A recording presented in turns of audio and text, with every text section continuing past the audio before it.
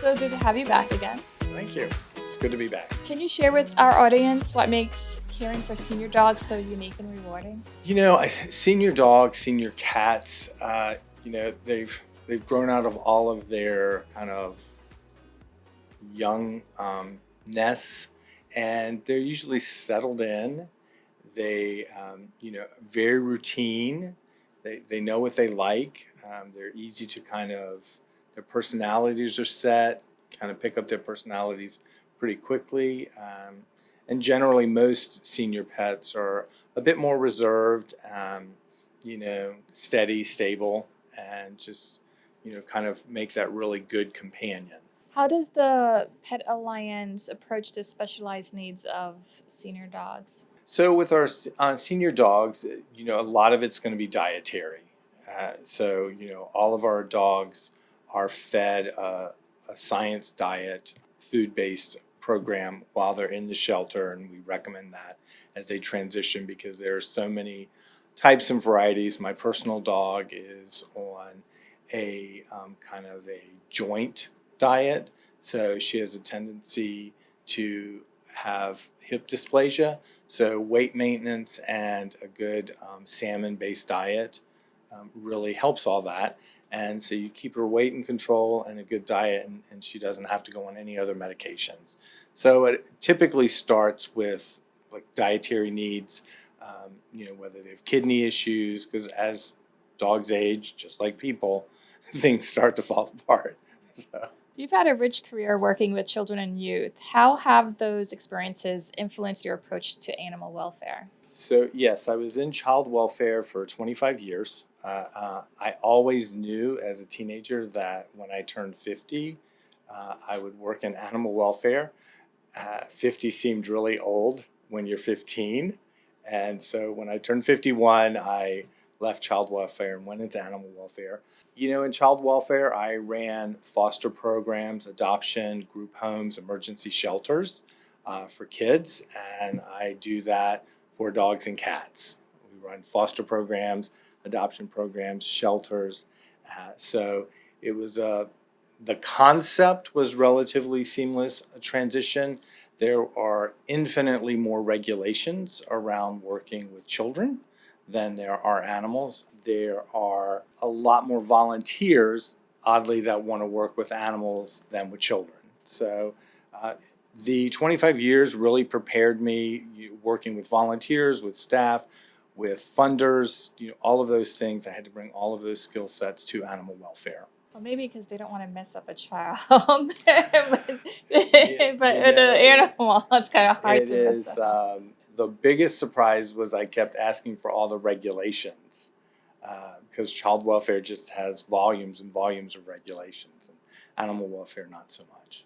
You're passionate about pet therapy. Can you explain how animals, especially senior dogs, can have therapeutic effects on humans? So I think there's tons of research on that. You see it in lots of senior living facilities, elder care, assisted living, where people bring in dogs and cats, and there is just a connection that people have. There's lots of research. They lower your blood pressure. They get you out. Dogs particularly like to walk once or twice a day at least to relieve themselves, and so you're out walking with them. People know their neighbors. People that own dogs are more likely to know their neighbors and their neighbors' names than people that don't. So there's just all kinds of research on not only the physical and emotional but mental health aspects of owning a pet. And senior animals, just like I said earlier, they're a little bit more steady and stable. You have to have a good amount of energy to get a puppy or a kitten. They grow out of that quickly, but it is a bit of a work. Whereas a senior dog kind of comes road tested. How can community members get involved in supporting senior dogs? Many ways. I mean, through Pet Alliance, through other rescues, through county shelters.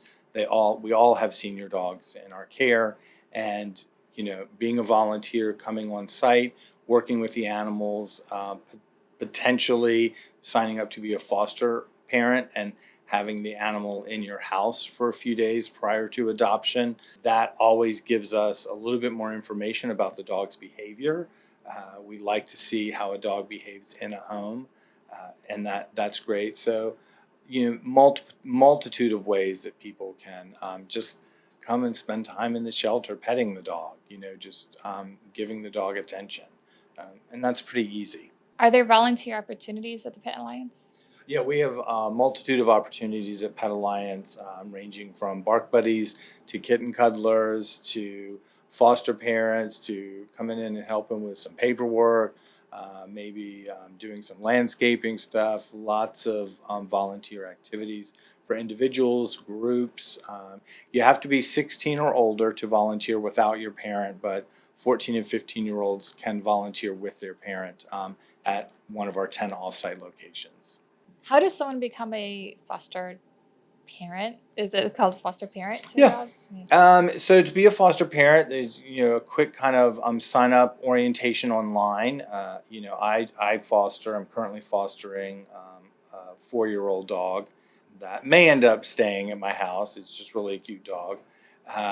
But we have an orientation, and if you foster puppies, kittens, we provide all the food and supplies. You provide the time and the space, and we take care of the veterinary care. They're usually with you anywhere from 2 weeks to 8 weeks for puppies. For dogs with medical issues like Demodex, which is basically mange, they can be with you, 4 to 8 weeks as well. I've had fosters with me as little as 4 days to as long as 8 weeks. So. But yes, being a foster parent, it's great for seniors that also travel because they don't have the commitment of owning an animal full time, so they can kind of foster in between their travel commitments. So we do have a lot of senior people that like it, but people that work, kittens are pretty easy. They kind of take care of themselves with their mom. So there's all kinds of kind of levels of fostering, and we work with you based on your schedule, your lifestyle, what's going on, whether dog or cat is the right fit, and the time requirement. At this point, let's go to some of these pets, these senior dogs that you Okay. sent us images, and tell us a little about them. Tell us about this pet. So this is Candy Corn, a very energetic pup, a few years old. I don't recall exactly how many. We did quite a few different social media posts because it was getting overlooked, but great personality, super well behaved, and so we do that particularly with older dogs or bigger sized dogs.